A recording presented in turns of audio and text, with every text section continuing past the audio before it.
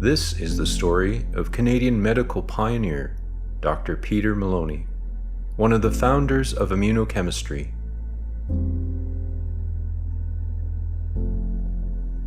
A man of science and a man of faith, he was instrumental in the purification of insulin, which made Banting and Best's discovery usable. He produced an anti-toxin for the strangler diphtheria and an anti-serum for wartime gas gangrene infections. Moloney's refinement of heparin gave the world an effective agent to treat heart disease. Together, his advances in immunology saved millions of lives. Today, it is often assumed that true science requires a separation from faith. A great scientist cannot be religious. He must be a reductionist, a materialist, binding his study to only that which can fit into his test tube. But is this true? The 20th century was marked by great wars, plagues, revolutions, and social upheavals. It was also a time of incredible medical advances that promised a global eradication of the deadliest of diseases, a period of medical enlightenment that to a great degree pivoted on Pasteur's 1864 success in proving the germ theory of disease. Among the key figures of this medical enlightenment were those of a faith in a creator and those of strong Catholic faith, to whom the guiding principle of scientific inquiry, indeed the root of scientific method itself, was to remain open to those factors which help create the conditions for discovery. In the words of Louis Pasteur himself, "A little science takes you away from God, but a lot of science takes you back to Him. Question your priorities often.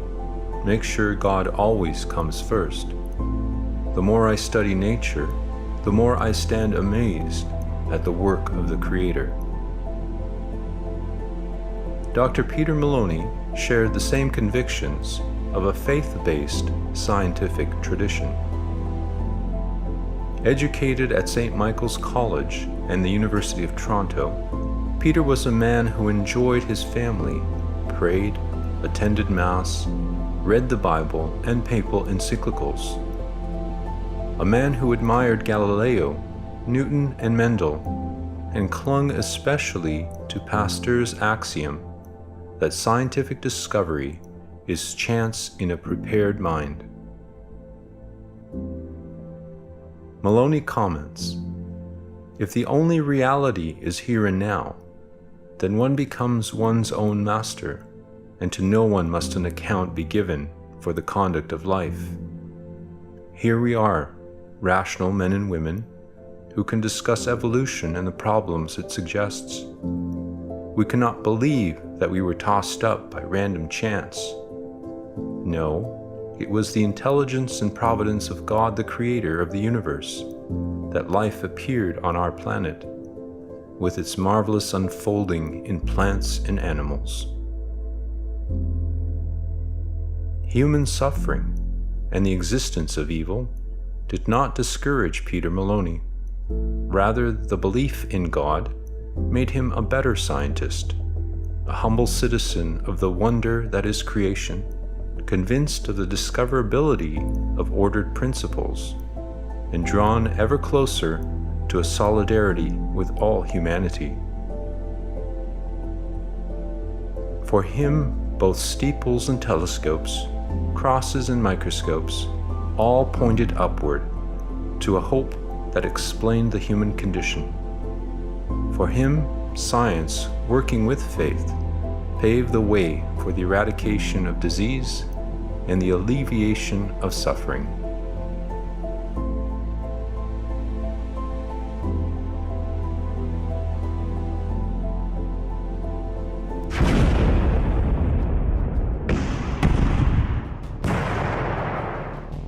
The first half of the 20th century saw two horrific world wars. millions of soldiers and civilians killed and displaced. Pestilence, famine, social unrest, the rise of mass production, of unions and Marxist materialism that attempted to redefine humanity as purely utilitarian. And the Pope's response in Rerum Novarum was a call to Catholic social action.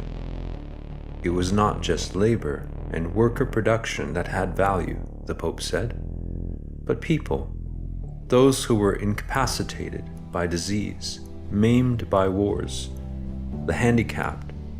They all had intrinsic value, the value of life, being made in the image of God. Global upheaval gave rise to wild idealism and ideologies. The war to end all wars, peace in our time, Wilson's 14 points, communism, fascism, and the Holocaust. At its core, humanity wrestled with the very nature of evil. Why would a good God allow for such suffering and injustice?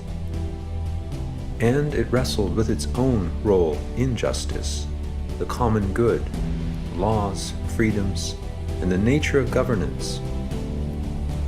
Imperialism and colonialism faded, and the principles of self-determination arose, giving political birth to many nations. The language changed as well. The language of war, a trench language, entered the vernacular.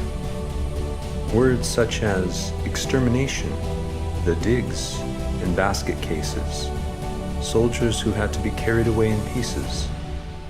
The guns of August in 1914 began the slaughter of 20 million soldiers and civilians who suffered horrifying deaths. It all seemed incomprehensible, and over the top became a household phrase. We are still children of the war as we continue to define today's world through the war's lens. We speak of beating cancer and of waging a war against climate change. War also accelerated the spread of pestilence, such as the Spanish flu, typhoid, polio, diphtheria, and cholera. These claimed the lives of 50 to 100 million people, many more than the Great War itself. Suffering defined a generation. Of these, influenza was called the greatest enemy of all, because it infected about half of the world's population. More people died of that strain in a single year than in 4 years of the Black Plague. Known as the Spanish flu, or La Gripe, the influenza of 1918 and 1919 was a global disaster. And children made rhymes. I had a little bird, its name was Enza. I opened the window, and influenza. The little supervirus flew into Canada in the fall of 1918, with soldiers returning from Europe. As Caitlin Bailey of the Canadian Centre for the Great War writes, the disease was unique in that it was most lethal for those between 20 and 45, especially pregnant women. It spread quickly through urban populations and into rural areas, in some cases wiping out entire communities in the span of days. By the time the flu ended, in 1919, roughly 50,000 Canadians were dead. Canada was relatively fortunate. Other places, such as Samoa, lost over a quarter of its entire population. But it was diphtheria that remained the leading killer among Canadian children under 14 until the mid-1920s. In Ontario alone, 36,000 children died from diphtheria between 1880 and 1929. This was the suffering that inspired Dr. Fitzgerald to establish something like a Pasteur Institute at the University of Toronto, the Connaught Anti-Toxin Lab, which also became home to the insulin group of Banting Best, MacLeod Collop, and Moloney. After the war, the race for cures became even more desperate, as these new pandemics washed across humanity like a tidal wave of muck. These were the times that propelled exploratory medicine and shaped Peter Moloney. It could be said that in the last great age of exploration, Moloney was very much a brave explorer, a kind of Canadian medical Shackleton aboard his own version of the ship Endurance, his laboratory at Connaught. The journey was not without a sense of urgency and peril. Lives were at stake, many lives, and few were suited to the plying of the rough seas of cold, harsh disease, with an aptitude to problem-solving chemistry and a steady, charitable disposition that helped cultivate a positive environment among fellow crew members. When infighting flared as the weight of global media attention descended upon Banting and Best's efforts, Peter Moloney's unique character, a blend of bright wit, inquisitiveness, and a sense of equality, helped rudder the lab and steer it to successful ports. The pressure was high to save lives by getting usable, curative medicine into the hospitals, and Moloney seemed built for the challenge.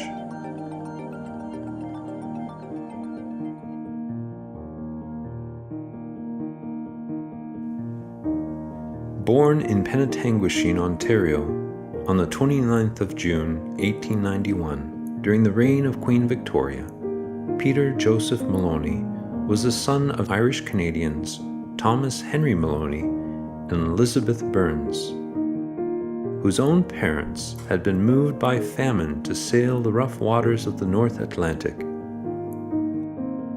They made the perilous voyage on board typhoid and cholera-riddled ships, landing in Quebec's immigration port and quarantine station of Grosse-Île.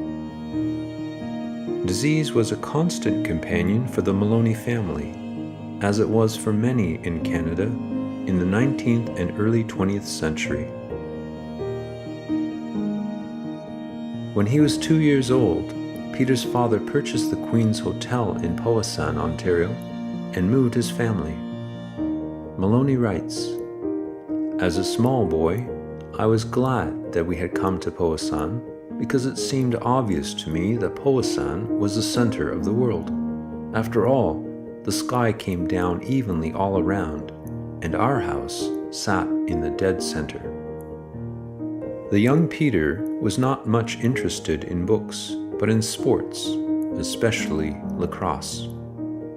There was one exception, the enormous volume Boys' Own Annual, or BOA, which was kept in the tiny library in Frederick's tailor shop a few doors from his home. Massive, dark covers with gold embossed writing and stirring images of charging knights and heroes, the BOA inspired gallantry, problem-solving, and how to make things. These were the books that he pored over. With the death of his father, his carefree youth ended. Moloney recollects, "By the grace of God, my parents had the privilege of bringing their children through baptism to the Christian way of life.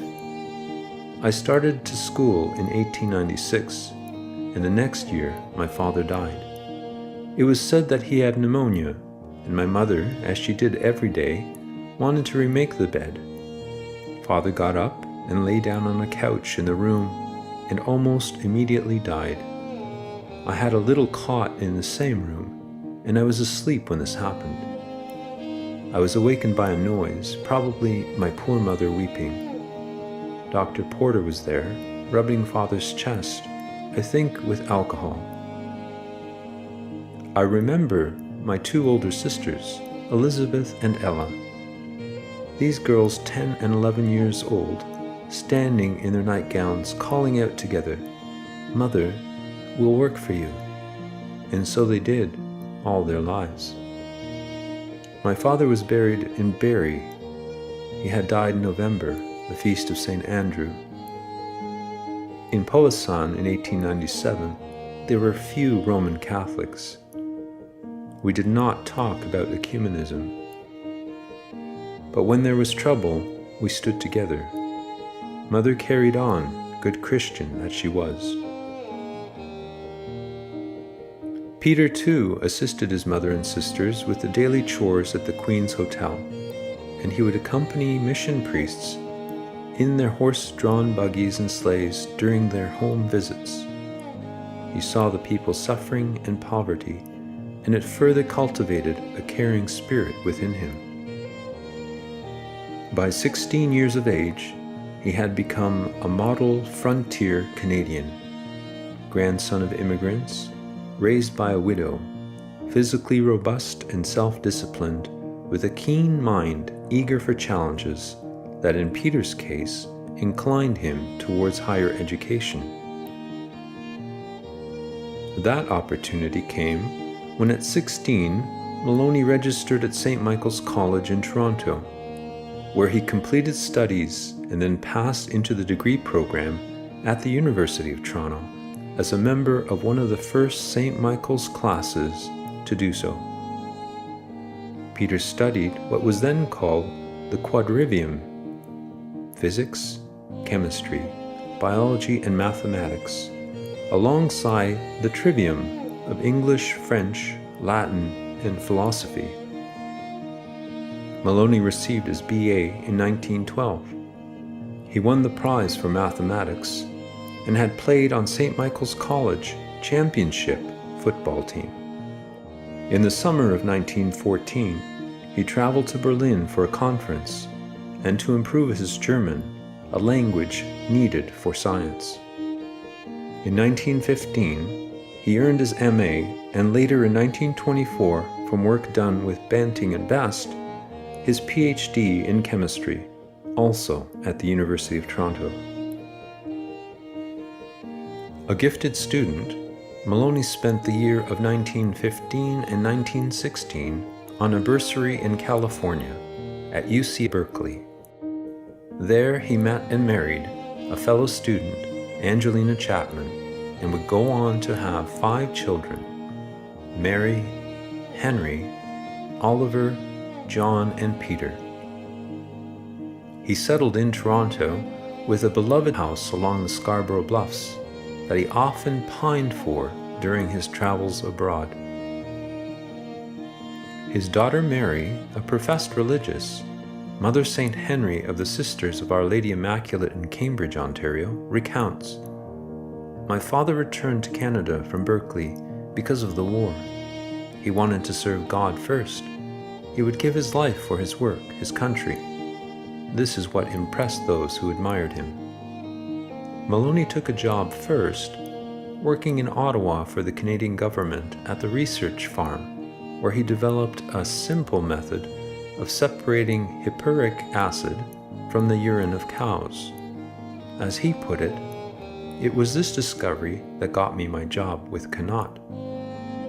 Although he considered going to Kodak Eastman in Rochester, his supervisor, Professor Miller, discouraged him. "Oh no, don't go over there. They'd steal the copper off a dead man's eyes."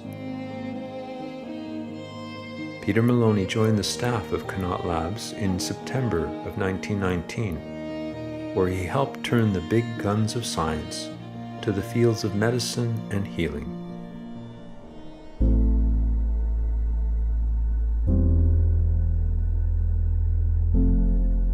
Although it is generally acknowledged that Frederick Banting and his assistant Charles Best discovered insulin, beginning with the isolation of pancreatic extracts from dogs, a fundamental step in its application for diabetics was missing. They did not have a reliable method of purifying the extract, nor in monitoring glucose levels in patients, so the discovery remained unstable and dangerous. Earlier researchers had come to the same roadblock. Nicolae Palescu of Romania, American Israel Kleiner, and in Germany the work of Oskar Minkowski, Joseph von Mering, and especially George Ludwig Sulzer. They too had produced pancreatic extracts, which caused side effects to dogs and humans alike. The real challenge was to distill the active blood sugar regulating ingredient into a usable form. Purification was the key, and that is where the Toronto team first succeeded. To the public who read the newspapers in the 1920s, as in today's popular and schoolbook accounts, the words insulin, Toronto, Banting and Best roll off the lips like a well-loved fairy tale. A 30-year-old London surgeon unlocks the critical puzzle of insulin with an inspired idea he conceived just upon falling asleep, and Charles Best, a 22-year-old U of T graduate who had not yet entered medical school, did the initial chemistry. But behind the scenes, there were great struggles that make the story more complex and more real, and the outcomes more miraculous. The lab was forged by the efforts of Dr. Gerald Fitzgerald, the inspired head of Connaught Labs and the first dean of medicine at the University of Toronto.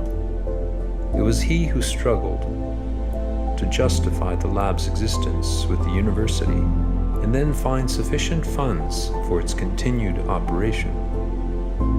Fitzgerald's goal was noble: to place infectious disease prevention within affordable reach of all Canadians.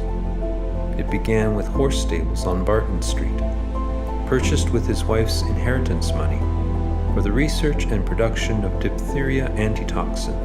It ended with a medical research facility of global impact. At Connaught, Banting and MacLeod did not get along. In the words of John MacLeod, the physiology professor who oversaw the work and shared the Nobel Prize with Banting, if every discovery entails as much squabbling over priority as this one has, it will put the job of trying to make them out of fashion.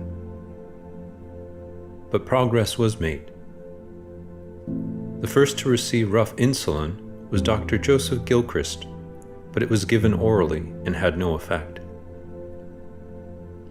In December 1921, when Banting and Best were having difficulties in refining the pancreatic extract, MacLeod assigned the biochemist James Collip to the team. The pressure to succeed was very high. In January 1922, while Collip was still working on insulin purification, Best and Banting administered their pancreatic extracts prematurely to a dying 14-year-old Leonard Thompson. He suffered a severe allergic reaction, as did others. Banting was forced to stop further injections. Eventually, Collip succeeded in preparing a more pure, usable form of insulin, and Len Thompson received his second injection on January 23, 1922, this time with great success. News spread quickly among poor and rich alike. All those suffering from the death sentence that was diabetes mellitus. Then disaster struck. Sometime in late February or early March, Collip could not replicate his initial success. Perhaps a detail was missing. Perhaps the pH levels were off. Diabetic patients who had been treated with insulin for almost 2 months now had to do without the life-saving extract and were dying. And rather than spending the spring of 1922 gearing for large-scale insulin production, the efforts of the entire Toronto research team were madly absorbed in rediscovering a method of purification they once had. With tensions rising, Fitzgerald stepped in and assigned Connaught's first research chemist, Peter Moloney, to help the insulin group sort things out. Moloney had already received wide acclaim for his development in 1921 of a quick-acting pH electrode for determining the acidity of broths, something labs today take for granted. This Moloney electrode gained him international attention and helped in making usable insulin as pH became a critical factor in its purification. In the spring of 1922, Moloney had a breakthrough in the basement lab of the old medical building with the Banting Best team. He resolved the problem of purification and of severe reactions to insulin using benzoic acid. The purification involved shaking washed charcoal with a solution of benzoic acid dissolved in alcohol. The charcoal picks up the acid and lets go of the insulin. Moloney comments, "This is a process known as fractional absorption, a first step towards the synthetic production of insulin." The goal was useful clinical insulin, and this fractional absorptive method would open the door to mass production. But it wasn't just Moloney's clinical prowess that moved things along. It was also his charitable character, which treated everyone with respect and assisted all his peers with a great willingness. This breakthrough enabled John MacLeod in May of 1922 to begin negotiations with American drug maker Eli Lilly and Company, as the team came to realize that they had limited facilities for mass production. By the end of August, both Lilly and Connaught were producing good insulin. By September of 1922, Lilly was supplying insulin for the United States, and Connaught made insulin for testing in 4 cities in eastern Canada, while James Collip made insulin in Edmonton, where he had accepted a position. Moloney reflects, "I suppose there were some thousands of doses of insulin purified by the benzoic acid method. It wasn't the best method, but at the time it served a useful purpose." The January 5th, 1924 Toronto Star headlines noted the success of Peter Moloney and his student assistant Don Finley in purifying insulin even further and bringing down costs. Fitzgerald's goal to keep essential medicine free when he established Connaught Labs was being helped along by Moloney's work. With today's runaway pricing of about $300 for a vial of insulin in the US, that ideal should be desperately revisited, as stories surface of people rationing insulin and dying from it, such as 26-year-old Alex Smith, who could not afford the $1,000 per month it would cost. Others pay upwards of $2,500 per month. When Banting, Best, and Collip turned over their patent for production to the University of Toronto, they agreed to receive only $1 each in compensation. Dr. Gerald Fitzgerald's grandson, James, writes, "Seeing my grandfather's success, the U of T Board of Governors ultimately came round, endorsing his idea. On May 1st, 1914, the University of Toronto anti-toxin labs were formed. The notion was that a full range of preventative medicines be available free to all Canadians, within reach of everyone, in Jerry's phrase, regardless of class or income. Understandably, general practitioners, druggists, and commercial drug manufacturers resisted the idea. They depended on paying patients for their livelihoods. May the echo of this unselfish medical approach be heard again today."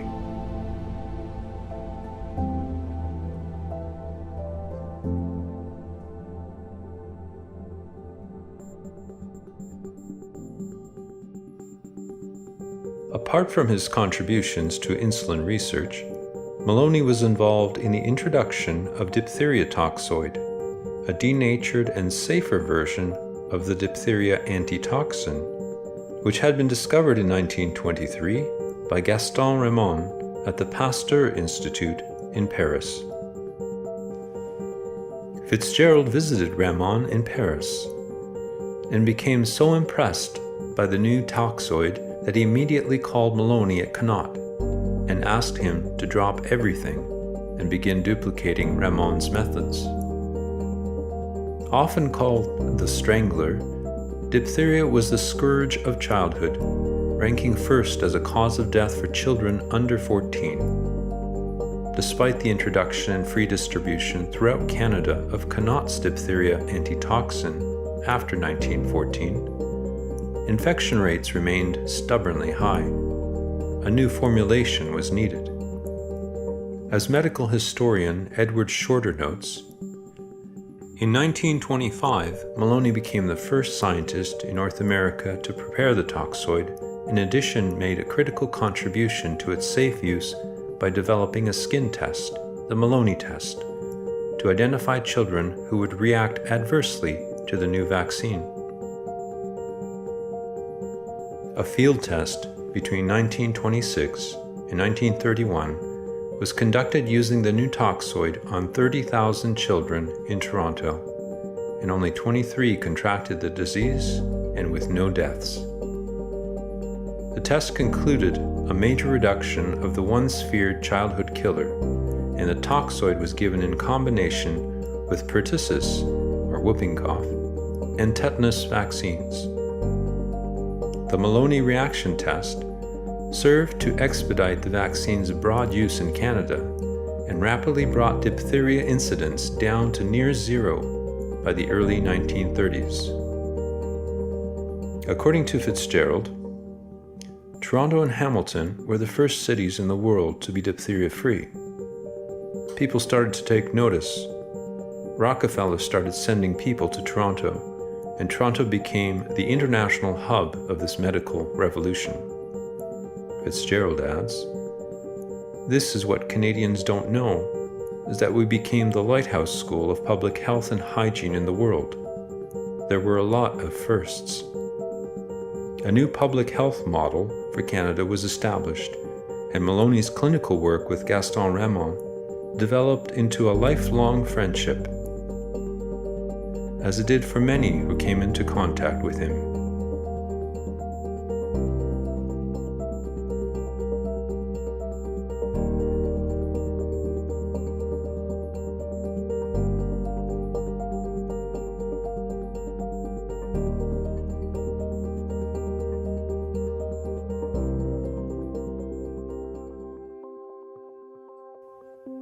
The medical revolution continued with increased pace, and it was Moloney's gift for biochemistry that played a major role in translating discovery into usable medicine in Canada.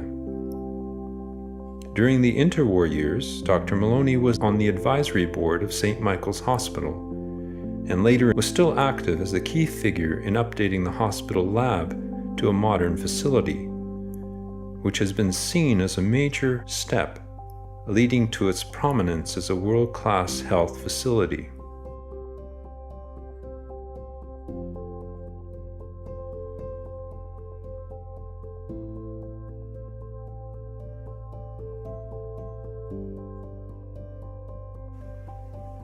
By the early 1940s, Peter Moloney developed a combined vaccine of diphtheria toxoid and pertussis, the first of many later combinations, and he also assisted in polio research.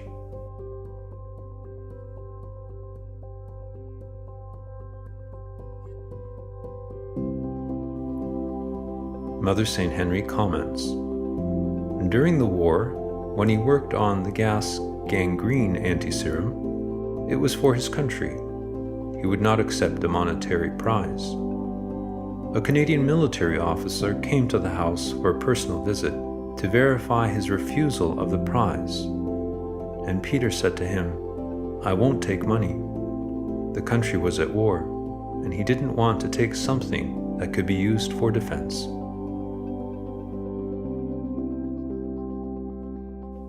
In 1946, he developed an enzymatic method for the extraction of heparin, the life-saving blood thinner, with Tony Tassoni, his doctoral student. He also developed crystalline penicillin and later 2 new long-acting penicillins in the 1950s. In 1955, in a follow-up to earlier work, showing the man's tenacity and concern, he not only proved that insulin was an antigen, but developed sulfated insulin for insulin-resistant patients. Moloney was one of the first scientists without a medical degree recruited to Connaught and the School of Hygiene, and as historian Paul Bater points out, his contributions revealed the growing importance of non-medical specialists in public health. Up to his last years, Moloney's attention was dominated by his hobby, immunology, with respect to insulin resistance and to problems raised by insulin as antigen. Leading a very productive, though quiet life, Moloney earned his 7th patent at the age of 90 and lived into his 99th year. His daughter, Mother St. Henry, recounts, "Real scientists say they don't know everything, and along those lines, my father marveled at discovering the laws to be found in nature. He used to say, when one door is opened, it leads to another. This wonder grew in him. He spoke of it more often as he grew older. He had enough ideas to keep him busy for another century." It was this quality of wonder that impacted his PhD students, such as Lou Goldsmith, who remembers him fondly as an engaging and superb one-on-one teacher. Lou goes on to say, "I always felt that I learned something from him every time we discussed methods, results, and plans. He had many students who became successful because of his influence."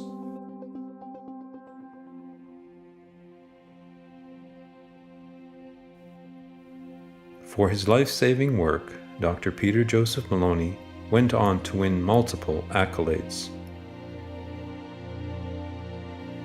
In 1936, he was elected Fellow of the Royal Society of Canada, the Order of the British Empire in 1946, for producing a gas gangrene antiserum during the Second World War. In 1964, he received the Banting Medal, and in the same year, the Charles Mickle Fellowship for having done the most during the preceding 10 years to advance sound knowledge of a practical kind in medical art of science. That is a line that might well be taken to characterize his life's work. Moloney was given the Gardner Award in 1967 for developing enzymatic methods of extraction that improved methods of producing heparin at Connaught Labs. In 1971, the first Charles H. Bass Medal and Hoechst Prize, and along with 6 other surviving members of the original Banting Best team who had made practical use of insulin against diabetes, an honorary doctorate from the University of Toronto. In awarding Dr. Moloney, the presenter noted, "It is said, Madam Chancellor, that well-endowed persons prove themselves early in life. Peter Moloney has also shown the creative flame does not have to wither with the passing of the years. He kept it burning by his curiosity, his humor, and his compassion. I present to you, for the degree of Doctor of Laws, Peter Joseph Moloney, an inquisitive scientist, a witty teacher, a humble and sincere man." In 1977, Connaught Laboratories named the Moloney Building in his honor. According to Edward Shorter, during his lengthy career, which extended for nearly 2 decades past his official retirement in 1961, Moloney went on to become one of the founders of the discipline of immunochemistry.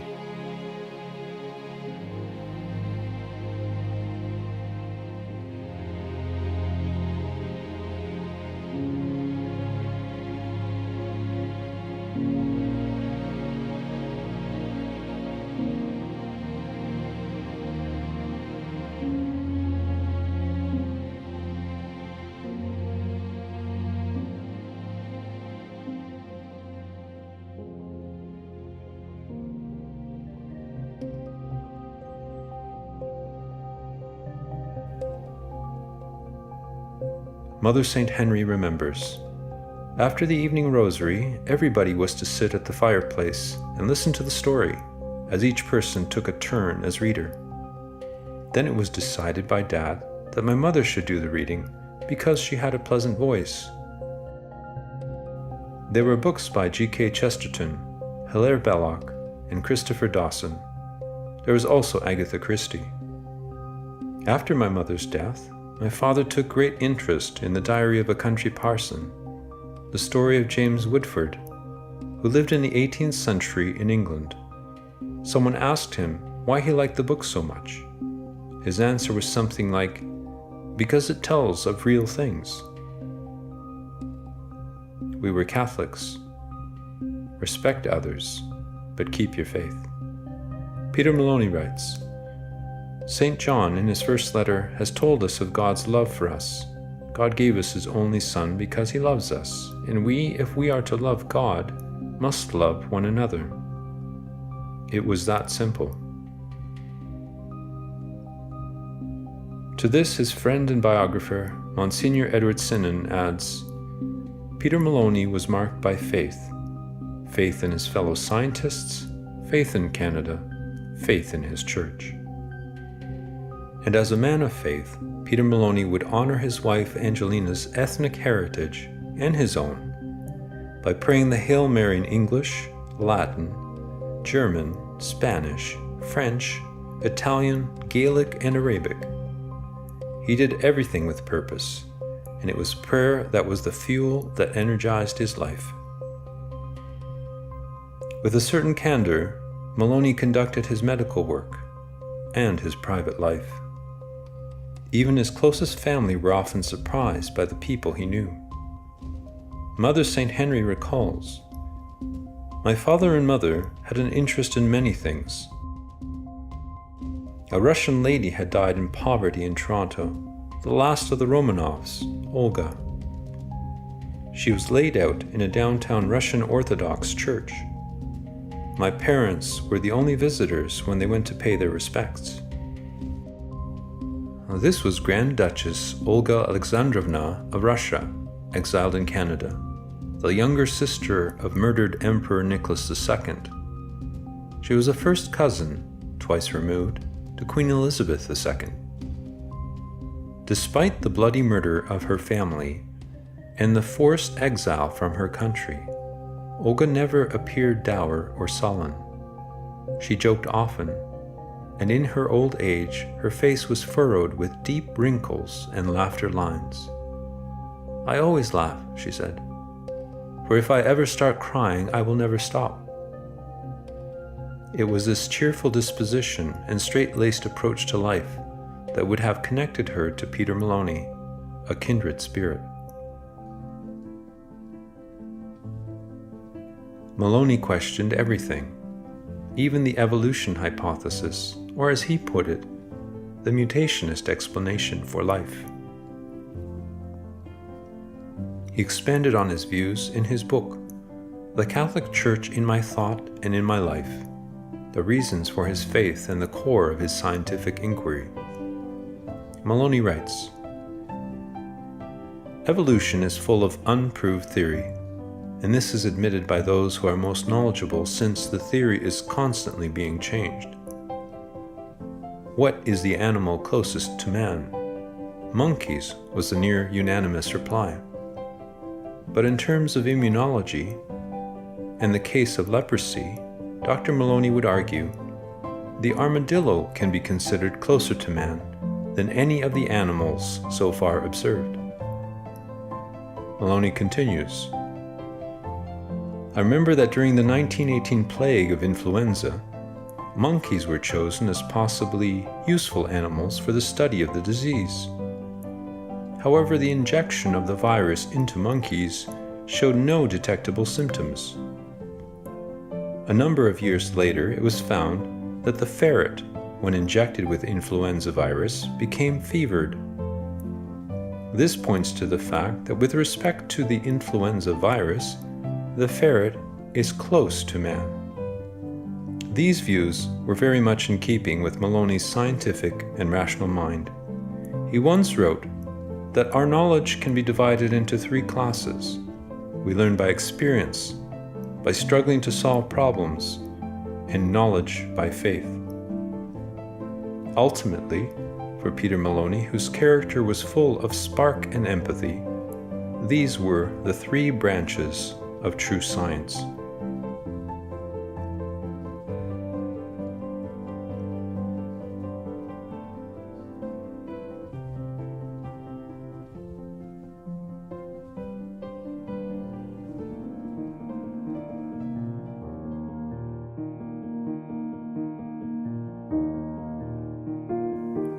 John Moloney recalls many visits from his grandfather to the family farm in Blackstone, Nova Scotia. Of course, I remember him as a grandfather. He visited almost yearly when he could still travel. He was a great guy. He had a wry sense of humor. We knew him as our grandfather, and we weren't so much aware of his accomplishments in medicine and science at the time. I remember him being a very spry and athletic man, and I recall that even in his 80s, he could jump in the air and click his heels 3 times before hitting the ground. Another funny story I recall is that when he felt he could no longer drive safely, he voluntarily turned his driver's license over to the police. So he was always planning ahead. My grandfather lived to be 98 years old, and fortunately, he remained very active with a sharp mind until the end. I was a graduate student with Dr. Moloney until I received my PhD in 1955, writes Dr. Lou Goldsmith. When I started working with him, he asked me to read a book. I believe it was titled "Science is a Sacred Cow." Essentially, it said, always seek proof. Just because something is printed in a textbook does not mean that it is actually true. That principle and many others that I learned from him have guided me throughout my life. Dr. Moloney was probably the single most influential person in my life, and I will never forget him. Dr. Peter McDougall comments of his godfather. In spite of the acclaim that he had received internationally for his work, he remains humble and unassuming. He continues his investigative approach to many medical problems with the enthusiasm of a much younger man. I am proud and humbled in having such a man as my godfather.